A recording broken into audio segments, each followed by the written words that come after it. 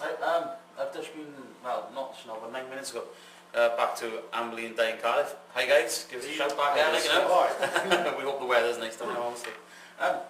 Amberley Baker is asking, with past life regression, can it actually be performed on people who are not maybe susceptible to hypnosis? That's an interesting question. Everybody can be hypnotised by somebody. It's a method of teaching. Anybody who's really into meditation, who's able to relax, calm down, they're usually able to be hypnotised. Yeah? Yeah. There's no difficulty. And let's try and get rid of the fear of the word hypnosis. Let's call it altered states. When we drive a long distance in a car, we enter an altered state. When we make love, we enter an altered state. When we watch a television program, we are in a different position, different place. Everybody can be hypnotised, and people can learn to be better hypnotic subjects. That's another thing we do. Before we actually tested, when we did the group, we'd see how suggestible people were. Suggestible doesn't mean controllable. It means how far can you go into yourself. That's a shamanic trait, isn't it? How you do that. How far you can actually go into yourself and shut off so you can concentrate on one thing to the exclusion of everything else. People who are visual find it easier. Yeah. People who can see. So when you say visual, I think you mean by... So for example, if you can visualise your front door very clearly, or you can remember a place particularly clearly. So you're saying then they are more susceptible. When we say visual, you're looking like a creative type thing. People who can read a book and sort of like... Yes. That type of thing, very vivid imagination. People who are imagination, people who are interested in things like the paranormal, people who can lose themselves are the best. Men are usually not as good as women. Is it because men, well I don't know, I think it... Is it because you say men maybe lock up or something? Or? Yes, they might do, because they don't know themselves or perhaps not in touch with their emotions. The more imaginative you are, the better you are.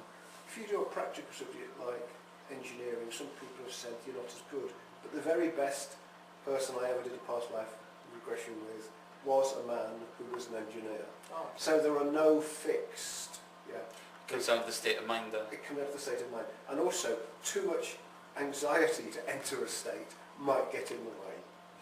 Yeah. Yeah. If you can't relax, if you're... Yeah. Calm, don't be so tense. Don't be so tense. Yeah. So I mean, a good 15-20 minutes of it would be relaxing people. And I've often found there's also a cut-off. Sometimes there's a protection where if you're not meant to see something, mind protects itself. Yeah, you don't get anything. It was a very fragile thing. Yeah. A woman came to see me and she said to me once, I'd like you to do a past life regression. And she was really angry with me at the end because she got nothing. And the minute she'd walked into my room, I felt a really uneasy feeling. So obviously, like you said, I was back down anxiety type thing. Or she wasn't ready to see it. Sometimes when you want something, it's like when you sort of take back the course something, you want something so much, you want to see something so much. And you end up not seeing that. Bingo. And then when you least expect something. It's like that, because I go in expecting to see something always, but it doesn't always happen. You know? You just chill. You get Still so have excited. like that. Yeah. Just chill. I come from a very formally trained background, but I have a very open mind. Yeah. And I think that's the best way. As you said, look for rational explanations, but when you can't find it, that's the most fascinating. Agreed. Definitely. That's the most fascinating. Definitely. I think I got a question on my phone, which is from another person off the team from last week. I'm going to give you the mic, and maybe you can talk a bit more about your therapies, what you offer. Sure. If you want to, that is. Yeah. So that's the mic for you. I've got quite a few, so you go if you want. Talk about yourself, your company, what you offer. as a modern shamanic practitioner, I run cherrywood therapy, shamanic practice. There's two aspects really to my game. I do a lot of soul retrieval, which is healing for people. So with soul retrieval, it's pretty much if anybody's had a trauma in this lifetime, we'll look at that, your loss of power, and what I'll come in as a shamanic and just restore the power and get yourself all aligned up, do inclusive of chakra alignment, as we call it here, which is your energy vortex, as you said before, the aura or soul sphere or whatever you would like to call that. All this gets all knocked out of shape, see, just by day-to-day living. You know, so it always puts us a bit off guard, and beside myself, and all these terms which describe you and your power centre, you know. So that's the healing part, and sometimes it would just be like going back to power, with the Egyptian point you made, but animals, using them significantly, you know, strengths and qualities of a particular animal a person may need. So that's like power retrieval, that would be to put it back into the person's soul. And then soul retrieval also is like, you know, when we have traumas in our life, bits of our souls stay along that line. So it's like past life, but not quite, if you know what I mean. So as me as a shaman, to go and retrieve it, address that issue and bring it back again, which would probably be classed as an original psychological practice. Somewhere along the lines. Yeah, so that's one aspect of what I do. And the other one then is the space clearing. You know, it's not just homes, it could be land as well. I mean, mostly ghosts are quite rare, I'll be honest, of actual hauntings by people. Sometimes it's just, like I said, bad feng shui. And sometimes also it could be the actual land itself. Maybe the land spirits itself, the fair folk, all these kind of beings which are around us, all these energy beings, can have an effect if they're not happy about the extension building and the place starts going haywire. I'll come in and I'll do like what I call spirit liaison. I'll just like talk and say if we can strike a deal. You know, even when it comes, if I do find people who have passed but haven't quite passed into the light, as we call it, I'd encourage them, well, it's down to them. Do they need help? Do I feel that my spirit guides work with me? Do they feel that this person in the spirit needs to go to a place of healing? And if that's the answer, then that's what will happen. You know, always, I don't come in and start just going, right, you're gone, this is that. I'll go in and say, right, what's the best outcome? Whereas working here, you know, living on the human existence, and you spirit guides. Can we like blend it over together and can we like work in harmony? Because that's what it's all about in my eyes. Doing what's best for the spirit, And everything is about everything, which is energy that, you know, for the space clearing I do, for the actual soul healing I do, everything I feel, it's just, everything needs to be balanced, that's all. Yeah, so that's what it comes down to, about balancing everything. Balance the home, balancing yourself, and you're good to go. Yeah, Okay. that's pretty much it. That's pretty, that's pretty good then. So you can bring balance and order to lost souls and tortured people. Yeah, if they need the face to go and move Well, on. passed on, but they haven't passed on. They don't know. No, they get stuck in the trauma of their death sometimes. Yeah, They're they're trapped. suicidal. You know, they don't know they've passed. And I come in and I go, hello. And they go, right, this is what needs to be done for you. Just be at peace. And then the balance restores in place. That's all. I got two final questions. One refers back to you from last Thursday show actually, from Craig, one of the boys on the team. And it's when you were talking about sleep paralysis it was. He goes, mentioned here, we've got sleep paralysis, keeps you in a dream state, Okay, so your mind will be dreaming and they will be extremely vivid dreams. Agreed? Whereas you could be extremely vivid dreams where you think the events are real, which is true. Yes, that's correct. I told you I've experienced some sleep paralysis myself. Some studies show that this might be the real cause to people maybe believe that they've been abducted by aliens. Yes, it's possible. Yeah? Yes. Yeah, as I said last week, there are things called lucid dreams where everything's real. Right. Which is, you could do a whole program on lucidity in dreams. But the simple point is that in the Middle Ages we believed that we were abducted by the pharaohs. In the modern day we were abducted by aliens. Isn't that interesting how what's there is similar but different? There is always a way of interpreting an event in the culture that it's meant to be in. And let's respect that for that, because that's why traditional ways of looking at the world, you have to say, where does it come from?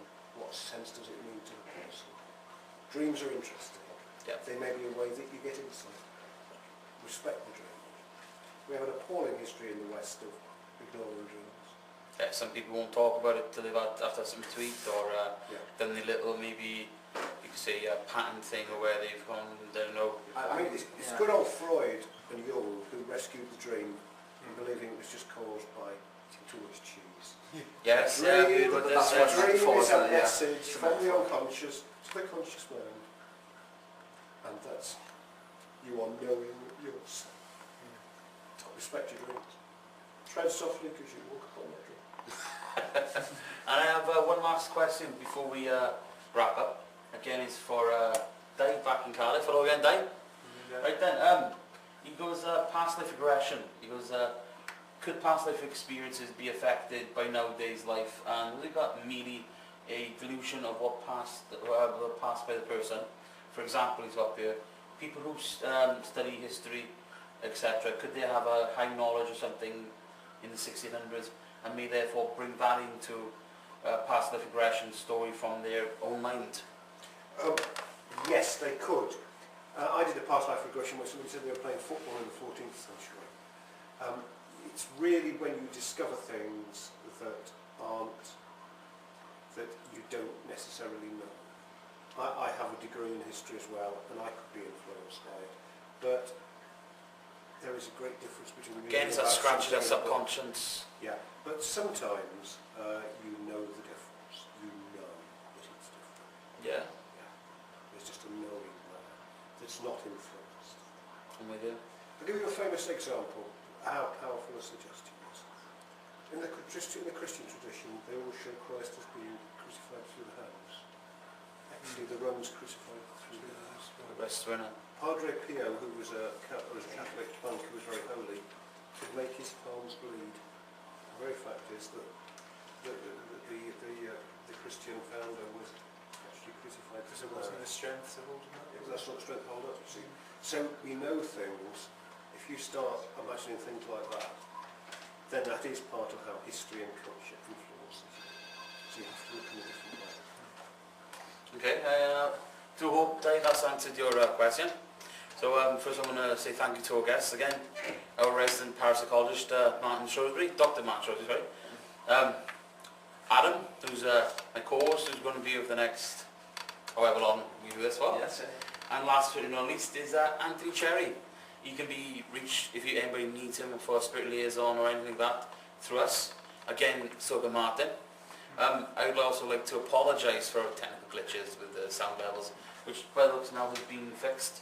So again, sorry if that won't happen again.